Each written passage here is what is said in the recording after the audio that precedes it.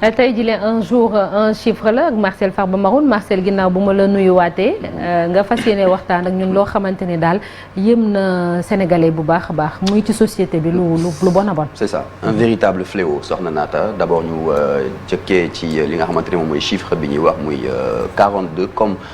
Pour fàttali benn rapport bi nga xamante ne moom la waa ONU Femmes daal di génne donc benn rapport bu mu fësal ci yeneen rapport yu ay yeneen ONG def donc mu tënk ko et puis donc bu ñu sukkandikoo ci benn rapport bu ONG Human Rights Watch ñu ne daal Sénégal enseignants yi yenn ci enseignants yi sont responsables de 42%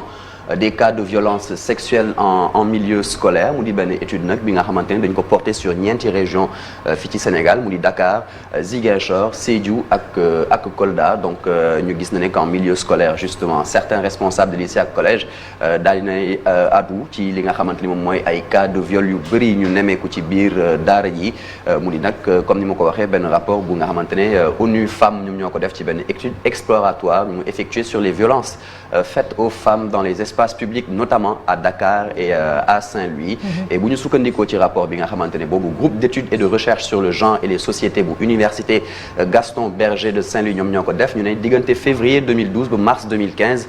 lycée yi ñu ngi yegg ci 3e position bu ñu xoolee ci diwaan yi nga xamante ne production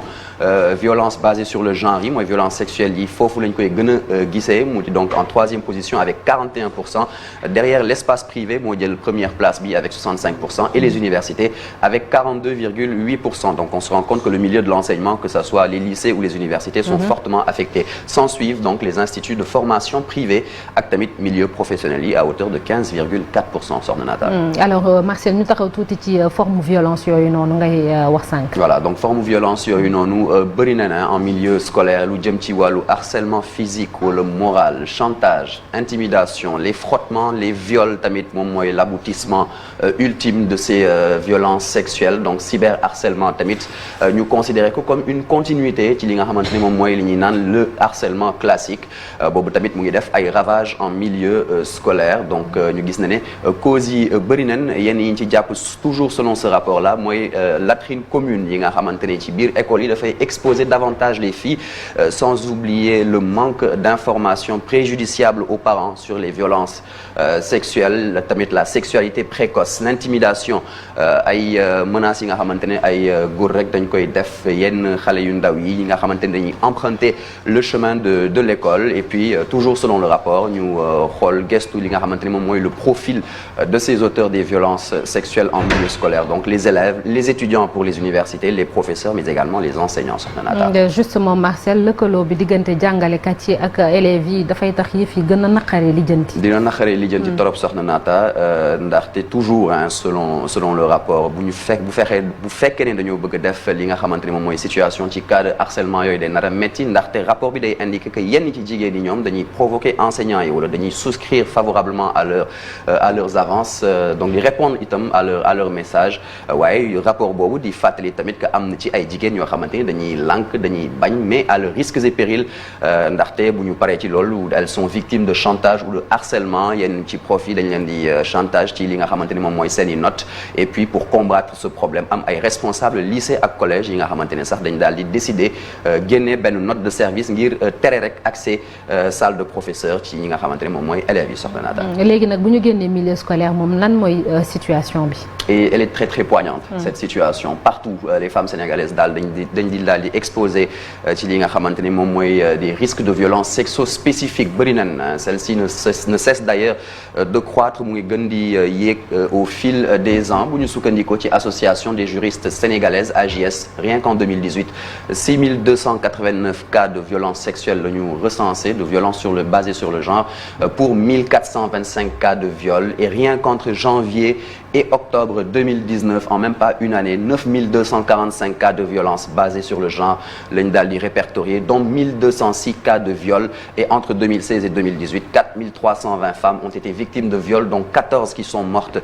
entre les mains de leurs bourreaux. Ay victimes yi nga xamante ne elles sont âgées entre 3 et 19 ans pour la plupart. En 2019, 14 femmes sont mortes justement à la suite d'un viol. ñetti ñi ay mineurs la ñu woon, ñeneen ñaari elles étaient en état de grossesse, soxna Nata. moo nekk lu doy waar loolu ginnaaw loolu lépp ñu taxaw tuuti Marcel ci tegtal yi maanaam recommandation yi nga xamante ni rapport bi moom la daal di def moom la ñuy jeexale d'ailleurs ñoom daal neneen ñu construire ay latrines séparées ak adaptées. Latrines mooy fi ñuy defee les besoins dans les écoles, séparées, adaptées à l'hygiène des filles dans les écoles, waaye tamit intégrées dans les curricula ay modules ngir sensibiliser ak vulgarisation lu jëm ci wàllu loi criminalisant le viol et la pédophilie, waaye tamit contrôler régulièrement activités commerciales yi nga xamante ne dafay am ci biir école yi te muy lor xale yu en tout cas élèves yi ak xale yu jigéen yi en particulier. Participer tamit aux campagnes d'information et de sensibilisation ci risques réels yi nga xamante ne ak potentiel yi nga xamante ne moom ci environnement immédiat lay am, ak faire adopter un code de conduite aux enseignants. Def itam benn numéro vert à la disposition des apprenants victimes de harcèlement ngir fexe ba dénoncer yooyu les harcèlements en toute confidentialité, ba pare teg ay caméras de surveillance dans les écoles, couloirs et devanture des toilettes. Renforcer la sécurité des écoles en rendant le cadre plus accueillant et des protocoles de veille. Miser sur l'éducation civique et la morale dans les écoles, di ci mener tamit ay campagnes de sensibilisation, teg ay dispositifs sécuritaires performants dans les écoles et aux alentours en positionnant des agents de sécurité publique ci ruelle yi nga xamante ne day mener aux écoles pour mieux protéger les filles, y compris donc à l'université Gaston Berger de Saint-Louis où il y a beaucoup hélas de failles notées dans ce genre. Hélas, merci beaucoup Marcel Farba Maroun pour toutes ces infos. Marcel balaa ngaa dem di nga ma indilaat sa slide bu njëkk bi. Chérif gis nañ ko mu di benn statistique maanaam 42% moom la Marcel tijjee sax bi ñu ne cas violence yi daanaka ñi nga xam ne ñoom ñooy jàngalekat yi ñoom la ñuy tuumal lëkkaloo mi ñuy def ak xale yi moom mooy tax yëf yi ñu duñ ko lijjanti ko dina jafe. fan yee weesu gis nañ ca bët gànnaar ba inspection d'académie bi génn benn bataaxal di ko ñaawlu ba jàngalekat yi ñoom ci seen bopp sax di ko naqaru, mais c'est un fait lu am la. c'est un fait parce que inspecteur d'académie bi mu koy def ci Matam boobu je pense que dafa amoon ay firnde. parce que jotoon na ay cas yoo xamante ni même ak notre correspondant Ali Bandel ñaa daal dina koy firndeel. boo demee aussi même ci Fouladou ak yenn zones yi li mu am bari na te je pense que école du pour loolu gone yi bu leen yóbboo ñu jàng pour ñu jox leen xam-xam la. mais du ay bëgganteeg yu ni mel ba yenn yi di ci am ci wàllu violence sexuelle comme ni nga wax surtout bu fekkente ni da nga bëgg ascendance bi nga am ci moom ndax da nga koy jàngal wala am note boo xamante ni wala di ko koñe loolu je pense que du loolu la ni jàngale ci école de formation yoo xamante ni fa la ni tàggatee a jàngalekat parce que wàllu éthique dañ ko fay jàngale wala déontologique yu ni mel ba tax na kon je pense que il faut que sensibilisation yi comme ni ñu ko waxee parce que boo demee école yi am na léegi ay SCOF yi femmes yaa ngi fa di def di yee xale yi gone yi tamit ñoom it il faut ñuy wax ak ñoom parce que am na ci ñoo xamante ni wow noonu bët goo xamante ni des fois comme ni ñu koy waxee dañuy jéem a provoquer seen i jàngalekat yu noonu surtout que ñoo bokk même génération et je pense que loolu aussi parents yi war nañ ci def loolu bu am solo di yee gone yi parce que bu njëkk gone da daa ragal ab jàngalekatam